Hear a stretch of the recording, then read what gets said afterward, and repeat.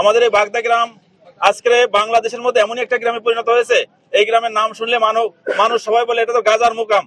যে কারণে আমাদের ছেলে মেয়েদের বিয়ে দিতে আমরা লজ্জা পাচ্ছি।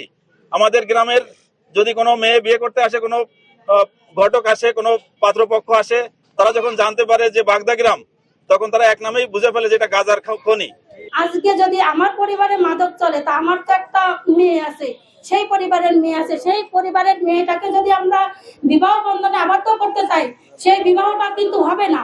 এবং অনেক বাধা আসবে, যে ওই পরিবারে তার ভাই গাঁজা খায়, তার বাপ গাঁজা খায়, তার অমুক গাঁজা খায়, চাচা খায়, বিভিন্ন কথা আসবে, বিভিন্ন প্রসঙ্গ আসবে। তাতে তো আমরা সমাজে আমরাই ক্ষতিগ্রস্ত। পুলিশ অনেককে ধরে নিয়ে অনেক গাঁজা সহ অনেক মাদক সহ চালান দিয়ে 3 দিন পরে তারা মানে শ্বশুর বাড়িতে ফেরত আসতেছে, এরকম কায়দার সাথে চলে আসে। আমি সরকারের কাছে জোরালো দাবি রাখতে চাই এই মিডিয়ার মাধ্যমে যে এত ভাবে কঠোর আইন করা হোক, যারা এই ধরা পড়লে ছাড়া না পায়। তাহলে পুলিশ ধরতে ধরতে ব্যর্থ হয়ে গেছে। আজকে পুলিশ অনিয়া করে, আমি আর ধরে কি করবো, আমি ধরে চালান দিই, ওনারা 3 দিন পরে চলে আসে।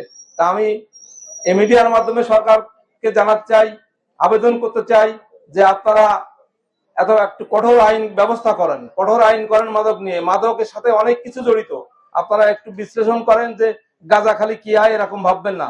মাদকের সঙ্গে অনেক কিছু জড়িত। মাদক সেবনকারীরাই মানুষ খুন করে, মাদক সেবনকারীরা এক জায়গায় চাঁদাবাজি করে, মাদক সেবনকারীরা একদম জমি দখল করে, মাদক সেবনকারীরা এগুলো করে সবসময়। আর বর্তমানে মাদকের যে ছবল আমাদের পরিবার এবং গ্রামে প্রত্যন্ত অঞ্চলে পৌঁছে গেছে, যেটা আমাদের জন্য অত্যন্ত হুমকি স্বরূপ, আমাদের সমাজের জন্য, পরিবারের জন্য একেবারে হুমকি স্বরূপ। সুতরাং আর বসে থাকার সময় নয়, এখনই মাদকের বিরুদ্ধে আমরা না বলবো, ঐক্যবদ্ধ হব এবং প্রশাসনকে বলবো আপনারা আপনাদের দায়িত্ব সঠিকভাবে পালন করবেন, এবং রাষ্ট্রকেও বলবো রাষ্ট্র যাতে এমন আইন করে, এমন বিধান রাখে যাতে মাদক ব্যবসায়ী এবং মাদক সেবনকারী তাদের জন্য একেবারে উচ্চতম কিংবা গুরুত্বপূর্ণ শাস্তির ব্যবস্থা করে, যার মাধ্যমে তারা যাতে এই মাদকের প্রতি তারা আর না তাকাতে পারে। প্রশাসনের কাছে আমরা কামনা করি যাতে এই মাদক নির্মূল হয়, সারা বাংলাদেশের থেকে এই মাদক চলে যায়। এবং আমাদের যারা জড়িত আছে তাদের কাছে অনুরোধ করব, আপনারা সবাই বিবেকের তাড়নায়, ছেলেমেয়ের ভালো হওয়ার তাড়নায়, আপনাদের ফ্যামিলির তাড়নায় আপনারা সবাই ভালো হয়ে যান। আমরা যুব সমাজকে বাঁচাতে চাই। এই যুব সমাজকে বাঁচাতে হলে এই বাগদা গ্রামে মাদক নির্মূল করতে হবে। আমি প্রশাসনের কাছে দৃষ্টি আকর্ষণ করছি, এই বাগদা গ্রামের থেকে মাদক একদম নির্মূল করতে হবে। মানুষকে শান্তি দিতে হবে, শান্তি থাকতে দিতে হবে।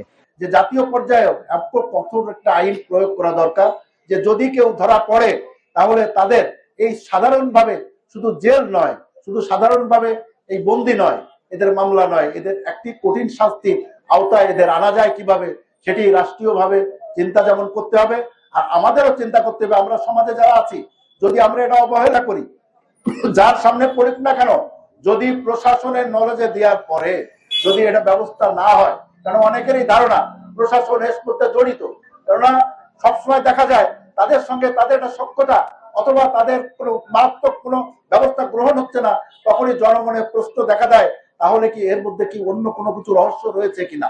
তো আমরা অনুরোধ জানাবো প্রশাসনের কাছে যে যখনই আপনাদের নলেজে যাবে, আপনার ধরার অনেক পথ আছে, আপনার প্রকাশ্য আসলে মানুষ টের পাচ্ছে, আপনারা এমন ভাবে আসেন, আপনাদের সাথে ট্রেনিং রয়েছে যে আপনি এখানে আসবেন, মানুষ টের পাবে না।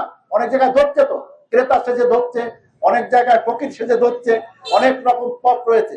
সেই সব আধুনিক প্রযুক্তি ব্যবহার করে তাদেরকে ধরে এই আওতায় আনা হোক, কঠিন শাস্তির আওতায়।